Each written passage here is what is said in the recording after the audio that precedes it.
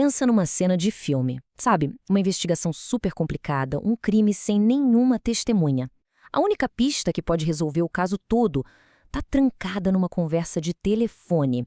E aí, como é que a justiça faz para ouvir essa conversa sem atropelar um direito que é de todo mundo? É uma linha bem fininha, né? E é exatamente por essa linha que a gente vai andar agora para entender como tudo funciona. Pois é, essa pergunta é o centro de tudo. É um dilema, né? De um lado, o nosso direito à privacidade, ao sigilo. Do outro, o dever do Estado de investigar crimes e garantir a segurança. É uma verdadeira queda de braço. E não é um cabo de guerra qualquer, não. É um cabo de guerra que está lá previsto na nossa Constituição.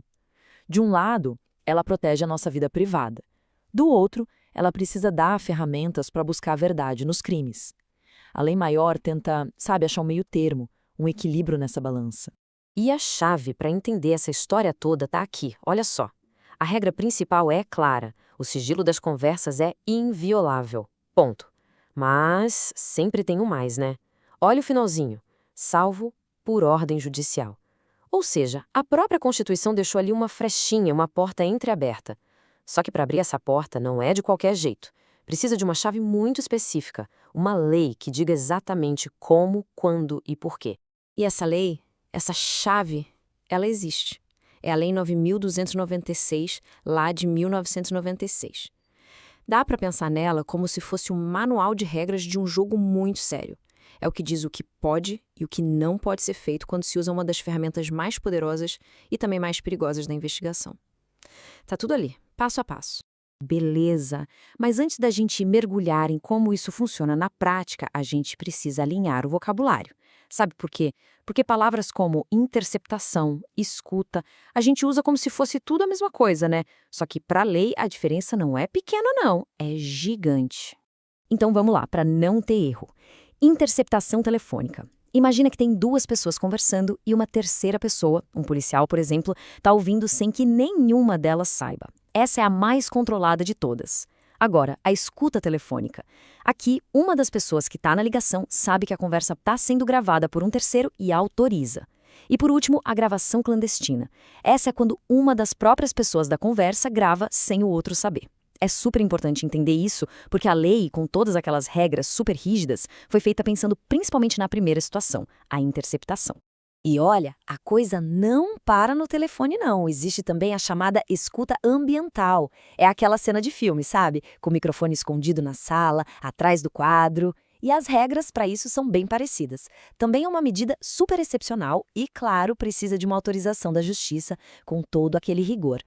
Bom, e tudo isso leva a gente para o ponto central da história. Conseguir a autorização de um juiz para fazer uma interceptação não é como pedir um café. Não é algo simples. É uma medida extrema e a lei faz questão de deixar isso bem claro, de que tem que ser tratada assim. O ponto mais importante é esse aqui, ó. A interceptação é sempre a última carta do baralho. Não é a primeira, não é a segunda, é o último recurso. Ela só pode ser autorizada se a polícia ou o Ministério Público provarem para o juiz que já tentaram de tudo e nada funcionou, ou que simplesmente não existe outro jeito de conseguir aquela prova. Ou seja, não é um atalho para a investigação, de jeito nenhum. E para um juiz sequer cogitar autorizar uma escuta, tem um checklist com 3 itens obrigatórios. E tem que marcar sim para todos eles. Primeiro, precisam existir indícios razoáveis. Ou seja, não basta um eu acho que. Tem que ter algo concreto que ligue a pessoa a um crime. Segundo, como a gente acabou de ver, tem que ser impossível conseguir a prova de outro jeito. E terceiro, o crime que está sendo investigado tem que ser grave, daqueles com pena de reclusão. Se faltar um desses 3, já era, o pedido é negado. Ok. Digamos que o checklist foi todo preenchido, os 3 requisitos estão lá. E agora? Como é que essa operação acontece na vida real? Vamos ver esse passo a passo. Funciona assim: quem pede é a autoridade policial ou o Ministério Público. Mas quem bate ao martelo é sempre o juiz. Só ele. E a decisão dele não pode ser um bilhetinho dizendo, ok, tá autorizado. Não. Tem que ser uma decisão super bem fundamentada, explicando tintim por tintim por que a interceptação é necessária. Se essa justificativa for fraca, toda a prova pode ir por água abaixo, ser anulada lá na frente. Tá, mas essa autorização vale para sempre? Não. E por quanto tempo? 15. Só 15 dias. Parece pouco, né? E a ideia é essa mesmo, limitar ao máximo essa invasão de privacidade. Ah, mas e se a investigação precisar de mais tempo? Bom, aí o prazo pode ser renovado por mais 15 dias, e se precisar mais 15, só que não é automático, tá? Cada renovação exige um novo pedido, uma nova justificativa, e o juiz tem que se convencer de novo de que a escuta ainda é indispensável. Então, resumindo a ópera, o caminho é esse. Primeiro vem o pedido oficial, depois a decisão do juiz, bem detalhada. Aí sim, com o papel na mão, a parte técnica entra em campo e as operadoras de telefonia são obrigadas a ajudar. As conversas são gravadas e depois vem um trabalho minucioso de transcrever o que foi dito, a tal da degravação. E como a gente viu, esse ciclo pode se repetir se tiver renovação autorizada. Agora, uma coisa curiosa que pode acontecer no meio disso tudo. Imagina que a polícia conseguiu autorização para investigar um crime, vamos chamar de crime A. Aí, no meio da escuta, eles ouvem uma conversa sobre um crime B, que não tinha nada a ver com a história. O que acontece? Isso tem um nome, é o encontro fortuito de provas. É como pescar um peixe que não era o que se estava procurando. E, no geral, a justiça aceita essa nova prova contando que a pescaria original, ou seja, a interceptação, tenha sido feita dentro da lei. Beleza. E tudo isso nos leva a uma pergunta fundamental. No fim das contas, qual a consequência de seguir ou não seguir todas essas regras à risca? Olha, o resultado é tipo 8 ou 80.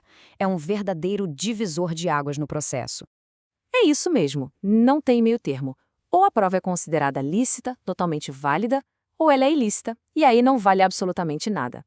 Se tudo foi feito certinho, com autorização judicial, com os requisitos cumpridos, beleza, a gravação pode ser usada no processo.